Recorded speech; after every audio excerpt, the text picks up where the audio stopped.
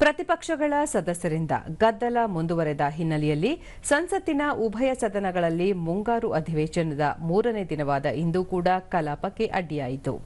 ಲೋಕಸಭೆಯಲ್ಲಿ ಮೊದಲಿಗೆ ಪ್ರಶ್ನೋತ್ತರ ಕಲಾಪಕ್ಕೆ ಸ್ಪೀಕರ್ ಓಂ ಬಿರ್ಲಾ ಅವಕಾಶ ಮಾಡಿಕೊಟ್ಟರು. ಆದರೆ ಹಲವು ವಿಷಯಗಳ ಬೇಡಿಕೆ ಇಟ್ಟ ಪ್ರತಿಪಕ್ಷಗಳ ಸದಸ್ಯರಿಂದ ಗದ್ದಲ ಮುಂದುವರೆದ ಕಾರಣ ಕಲಾಪ ಅಡಚಣೆಯುಂಟಾಯಿತು. ಈ ವೇಳೆ ಕಾಂಗ್ರೆಸ್, ಆರ್ಜೆಡಿ ಸೇರಿದಂತೆ ಪ್ರತಿಪಕ್ಷಗಳ ಸದಸ್ಯರು ಬಿಹಾರದಲ್ಲಿ ವಿಶೇಷ ಕ್ಷಿಪ್ರ ಮತದಾರರ ಪಟ್ಟಿ ಪರಿಷ್ಕರಣೆ ಕುರಿತ ಚರ್ಚೆಗೆ ಪಟ್ಟು ಹಿಡಿದು ಘೋಷಣೆ ಕೂಗಿದರು. ಗದ್ದಲದ ನಡುವೆ ರೈಲ್ವೆ ಸಚಿವ ಅಶ್ವಿನಿ ವೈಷ್ಣವ್ ಪ್ರಶ್ನೆಯೊಂದಕ್ಕೆ ಉತ್ತರಿಸಿ, ಬಿಹಾರದಲ್ಲಿ ಕಳೆದ 11 ವರ್ಷಗಳಲ್ಲಿ ರೈಲ್ವೆ ಅನುದಾನ ಮೊತ್ತದಲ್ಲಿ 9 ಪಟ್ಟು ಏರಿಸಲಾಗಿದ್ದು, ಇದೀಗ ವಾರ್ಷಿಕ ಬಜೆಟ್ 10,000 ಕೋಟಿ ರೂಪಾಯಿಗೆ ಏರಿಕೆಯಾಗಿದೆ ಎಂದರು. ಹೊಸದಾಗಿ ಪರಿಚಯಿಸಲಾಗಿರುವ 5 ಅಮೃತ ಭಾರತ ರೈಲುಗಳು ಬಿಹಾರದಲ್ಲಿ ಓಡಾಡುತ್ತಿವೆ.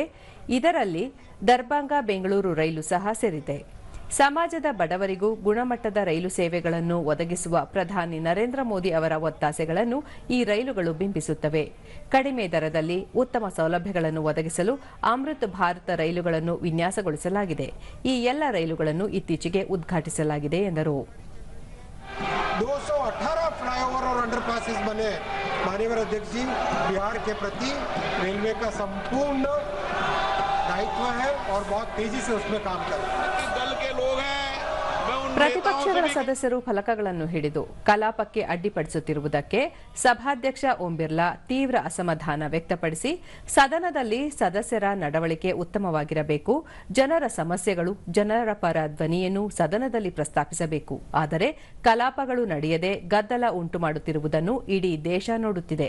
ಫಲಕಗಳನ್ನು ಹಿಡಿದು ಕಲಾಪಕ್ಕೆ ಅಡ್ಡಿಪಡಿಸುವ ಸದಸ್ಯರ ವಿರುದ್ಧ ಕ್ರಮ ತೆಗೆದುಕೊಳ್ಳಲಾಗುವುದು ಎಂದು ಎಚ್ಚರಿಸಿದರು.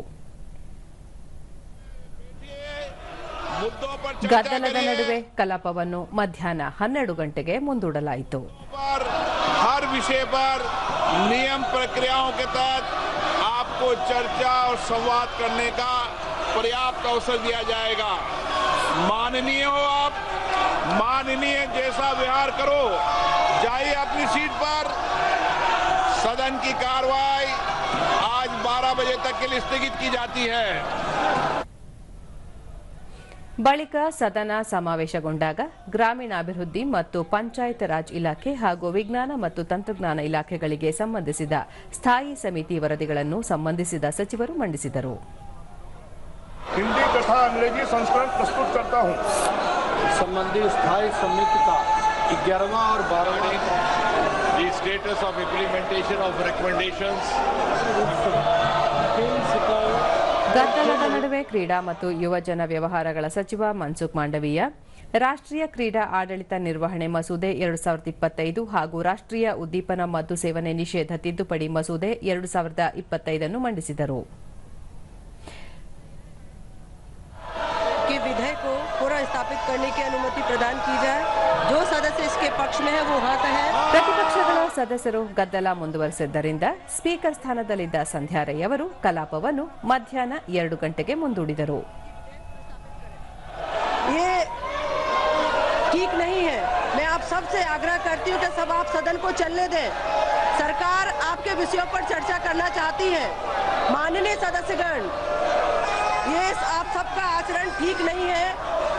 ये सदन की गरिमा के अनुरूप नहीं है. सदन की कार्यवाही 2 बजे तक के लिए स्थगित की जाती है.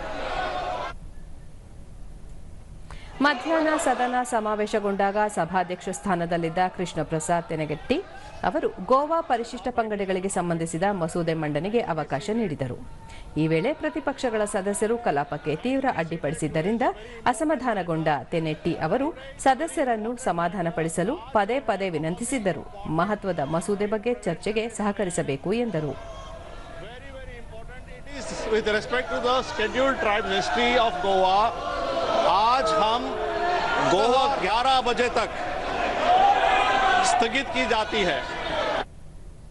ಇದಕ್ಕೆ ಕಿವಿಗೊಡದ ಪ್ರತಿಪಕ್ಷಗಳ ಸದಸ್ಯರು ಘೋಷಣೆಗಳನ್ನು ಕೂಗುತ್ತಾ ಗದ್ದಲ ಮುಂದುವರೆಸಿದರು. ಗದ್ದಲದ ನಡುವೆ ತೆನೆಟ್ಟಿ ಅವರು ಕಲಾಪವನ್ನು ನಾಳೆಗೆ ಮುಂದೂಡಿದರು.